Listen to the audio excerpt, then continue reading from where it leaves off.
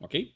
Então, isso aqui, ó, é uma coisa que a gente faz no setorial, tá? E a gente também vai dar uma olhadinha nesses índices aqui, que são os índices,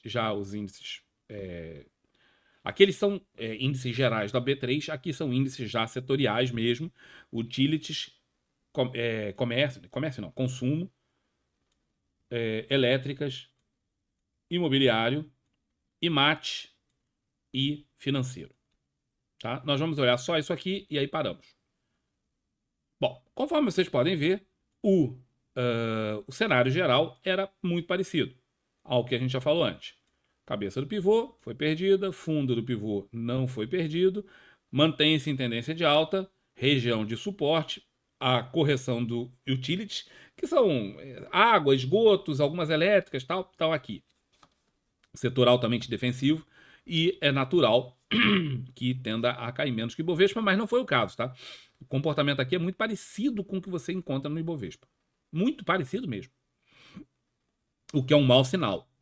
Porque se o setor defensivo, por excelência, não está sendo tão defensivo assim, é sinal de que o pessoal não está nem querendo se defender. O pessoal está simplesmente ignorando o troço.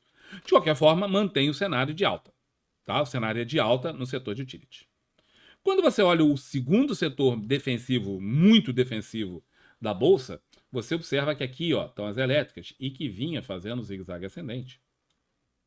Muito bonitinho.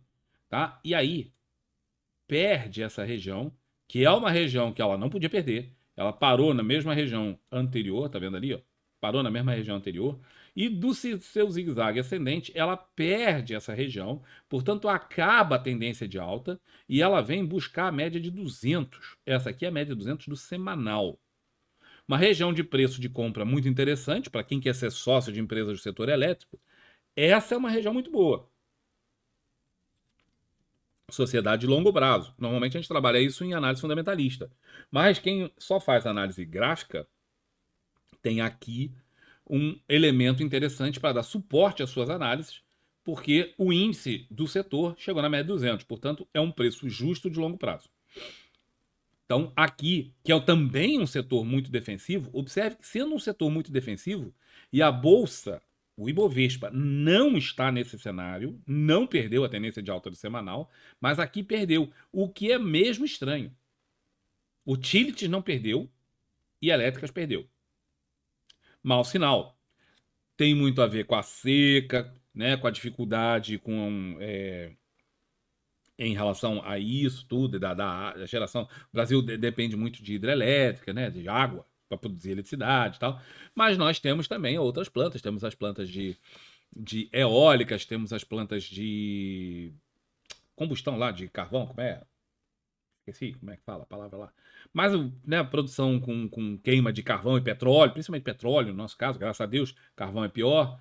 Tá? Então, nós temos isso para substituir e as empresas, afinal de contas, recebem grana por isso. Então, seria de se esperar uma reação menos ruim, mas ruim, aqui não está bom. Em compensação, para quem quer longo prazo, está numa situação muito boa. Quando a gente olha o setor de consumo, está ruim. Você observa que isso aqui está bem ruim. Né?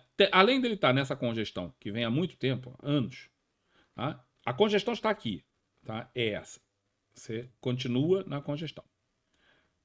Perfeito? Perfeito. Mas uma outra forma alternativa de ver é que isso aqui é um triângulo simétrico.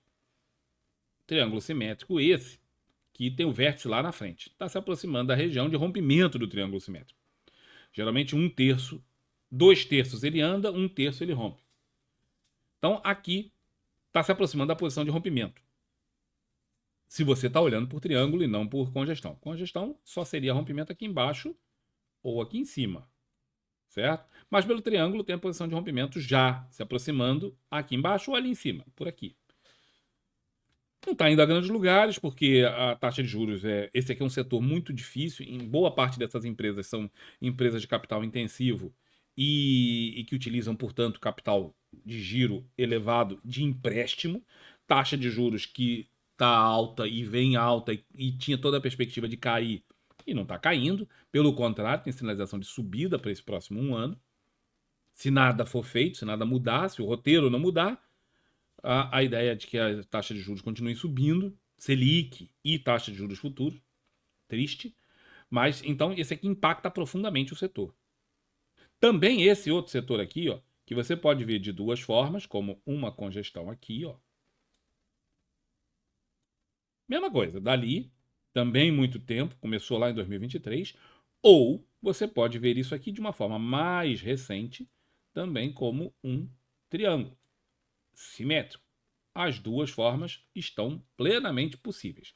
Você vai ter que escolher aí qual que você aprecia mais, qual que você efetivamente concorda, mas são duas formas possíveis de ver. Tanto essa congestão aqui, ó, com essas linhas paralelas, quanto o triângulo simétrico com essas linhas convergentes. E está no prazo para isso aqui romper. Também é um setor muito afetado pela taxa de juros, né? Porque, pô, você vai fazer uma dívida de 20, 30 anos, você tem que pensar na taxa de juros, né? E as pessoas começam a adiar certas compras, as empresas começam a adiar certas construções, porque elas não estão no melhor momento para captar o recurso tal para isso.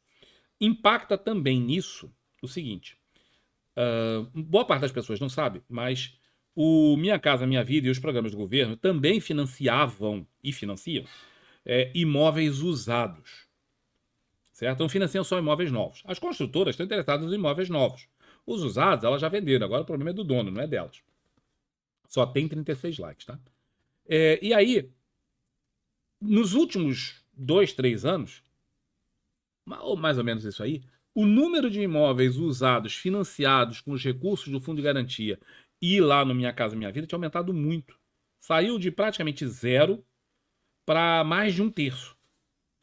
Ora, se o recurso está sendo drenado para imóveis usados, os imóveis novos têm menos recursos. Sobra menos para isso. Impacta nas construtoras, porque elas só vendem imóveis novos. Agora, recentemente, o governo começou a cortar essa linha. Ó, vamos diminuir, e isso caiu, acho que se não me engano, 98% o financiamento de imóveis usados com esse dinheiro. Por quê? Porque o fundo de garantia tem um limite, acaba, a poupança está cada vez diminuindo mais, cada vez menos gente bota dinheiro na poupança, que é outra fonte de financiamento para os imóveis. E o fundo de garantia tem um limite, né, cara? Tem aquela grana e acabou, não dá para esticar.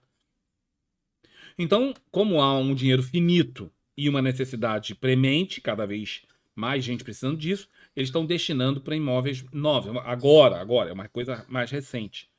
Então, eles estão modificando a política para direcionar para imóveis novos. Por quê? Porque imóvel usado, cara, ele não gira a economia. Né? O imóvel já está construído. Ele gira o dinheiro no proprietário, mas não gira na economia. Não gera emprego, não gera financiamento do banco, não gera toda aquela movimentação que a indústria de construção civil faz. E que o país precisa. Então, eles estão direcionando isso para imóveis novos. Logo, vai começar a fluir mais grana para isso aqui.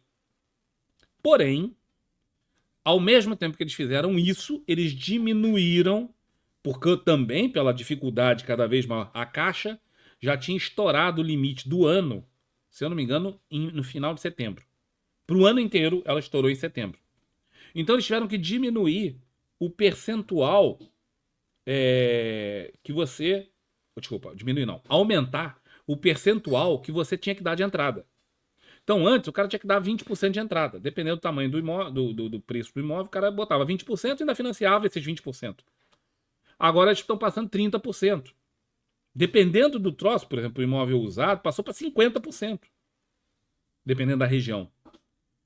Então ficou muito pesado, cara. Você tem que comprar um imóvel. Pô, você vai comprar um imóvel de, sei lá, 300 mil reais. Você tinha que antes dar 30 mil e agora eu tenho que dar 90 mil.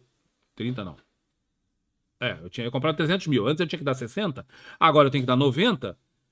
Pô, pesa, né, cara? É muita grana. Pra quem tá comprando um imóvel, né? É dinheiro pra burro.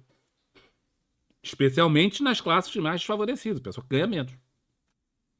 No imóvel usado, então, nem se fala. Antes eu tinha que dar, sei lá, vamos dizer no mesmo imóvel, 300. Eu tinha que dar 20%. Tinha que dar 60 mil. Porra, agora eu tenho que dar 150 mil. Acabou, não vou comprar. Não tenho 150 mil. Não é questão de eu não querer dar. É que eu simplesmente não tenho. Então eles também, assim, dá com uma mão, tira com a outra. Vamos ver qual vai ser o peso que isso vai ter sobre o setor, mas o impacto gigante da taxa de juros também está comprometendo o setor. Mas, graficamente falando, tem aqui o potencial do rompimento do triângulo, mas não da congestão. Os outros dois setores que a gente não falou ainda, que são disparados os mais importantes na nossa economia em especial, que é o setor financeiro, tá? Que tem esse perfil aqui, ó. O topo do pivô foi perdido por uma nesga e aqui o fundo do pivô. Portanto, se mantém em tendência de alta com uma correção forte. Então, continua no setor financeiro, que normalmente, nos anos normais, nessa fase, estaria no seu máximo do ano. Aqui, ó, era para ser agora. Mas esse ano, eles não estão conseguindo. Não deu, não rolou. Mas, de qualquer maneira, tem banco aí bom, tem banco dando bastante movimento. Muitos não estão indo bem, mas muitos estão indo muito bem. O Banco do Brasil, inclusive, impactado pela parte lá do... O Tesouro vai cobrir, mas, de qualquer maneira, tem a inadimplência. E isso tem os seus custos. Então, aqui, fiquem atentos que o setor continua subindo, está em linha com o Ibovespa, está em linha com o útil, está em linha com vários setores, né, que a gente viu, o IBRX e tal. Então, se mantém tendência de alta, apesar da correção muito profunda. E temos o outro setor que é muito importante na nossa economia, que é o IMAT. Quando você vê o IMAT, que é material básico, você vê que aqui, ó, tem fundos cada vez mais altos e tem topos cada vez mais altos. Portanto, tem um canal de alta aqui, né, nessas linhas. Eu vou botar essas linhas um pouquinho mais grossas, porque é difícil ver. Com tanta linha na tela, às vezes é difícil ver isso. Então, nós temos aqui um canal de alta. Nitidamente temos um canal de alta. Fundos ascendentes e topos ascendentes. Beleza. Então, uma tendência de alta. Existia um canal anterior para onde ele não consegue voltar de jeito nenhum. Já tentou várias vezes e não conseguiu. Então, tem um canal de alta. Porém, quando você analisa isso aqui de uma forma... Vou apagar todas essas linhas e vou aproximar esse gráfico para a gente poder ver. Quando você analisa isso aqui de uma forma um pouco mais direta, você vai ver que tem o tal canal de alta. Vou voltar a desenhá-lo. Tá aqui. Agora já fica mais fácil desenhar. Tá ali o canal de alta. Cara, porém, observa os fechamentos e aberturas. Eles não saem do mesmo lugar. Ó. Eles não saem do mesmo lugar. Eles estão travados aqui. Tem o canal de alta porque tem movimentações de topos e fundos. Mas, no geral, o preço não sai daqui, ó. Não está indo a lugar nenhum. Tem volatilidade, mas não tem deslocamento. Então, chama a atenção para isso. O IMAT tem um canal de alta, continua tendo canal de alta, tá? O canal está lá. Mas não tem deslocamento do preço de fato. Ele continua oscilando aqui. E nós dependemos muito desse setor. Tá? Tem aí toda a parte de muita coisa que a gente tem no Brasil, tá aqui. E não tá andando. Isso depende das commodities, depende de uma opção de coisas também que implicam, né? E elas não estão numa fase boa. Beleza, beleza. Então era isso aí que eu queria passar para vocês.